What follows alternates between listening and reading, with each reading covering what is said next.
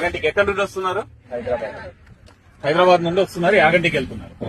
Actual గా ఇప్పుడు మీరు చూస్తున్నారు కదా యాక్సిడెంట్స్ ఎలా అవుతున్నాయి, బస్సులు కాలిపోవడము, అసలు కండిషన్ లో లేని బస్సులు ఇవన్నీ చూస్తున్నారు కదా మీరు.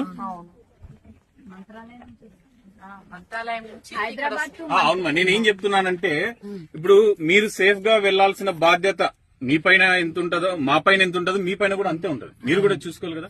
యాక్చువల్లీ ఈ బస్సుకి ఫిట్నెస్ లేదు, అసలు రోడ్డు మీద తిరిగే ఫిట్నెస్ లేదు, ఎక్స్పైర్ అయిపోయింది. తర్వాత ఈయన చేసిన ఇంకో తప్పు ఏంటంటే ఆ ఫిట్నెస్ లేని బండిని మీకు చెప్పకపోవడం ఒకటి. తర్వాత ఈ ఆంధ్రాలో ఎంటర్ అవుతున్నప్పుడు వీళ్ళు ఖచ్చితంగా పర్మిట్ తీసుకోవాలి, టెంపరీగా పర్మిట్ తీసుకోవాలి, దానికి తగ్గ రోడ్ ట్యాక్స్ కట్టాలి. ఏదైనా యాక్సిడెంట్స్ జరిగినప్పుడు ఇన్సూరెన్స్ అనేది కవర్ అవుతుంది.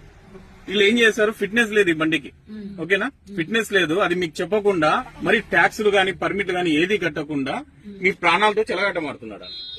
మీరు చూసారా, బండి ఆపాం మేము, వెహికల్ చెక్ చేద్దామని బండి ఆపితే ఆపినట్టు ఆపి అక్కడ నుండి పారిపోయారు. మళ్ళీ అక్కడ నుండి మేము 6-7 కిలోమీటర్లు చేంజ్ చేసి ఇక్కడ పట్టుకున్నాం. కాబట్టి మీరు కూడా ఒకసారి ఏదైనా వెహికల్స్ బుక్ చేసుకున్నప్పుడు జాగ్రత్తగా చూడండి, ఆ వెహికల్ కి ఏమున్నా అడగండి, మీరు అడిగి డబ్బులు ఇవ్వండి. ఫిట్నెస్ లేని బండి తీసుకొచ్చండి హైదరాబాద్ నుండి, అక్కడ నుండి కదా వస్తున్నారు. కాబట్టి ఎంత పెద్ద తప్పమ్మా, ఏదైనా జరిగితే ఎంతమంది చనిపోతున్నారు. వీళ్ళకి అసలు బాధ్యత అనేది లేదు.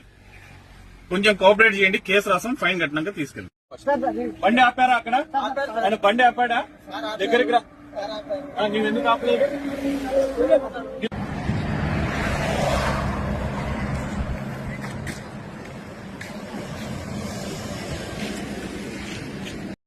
మీకు ఈ వీడియో నచ్చినట్టయితే లైక్ చేయండి, షేర్ చేయండి, సబ్స్క్రైబ్ చేయండి.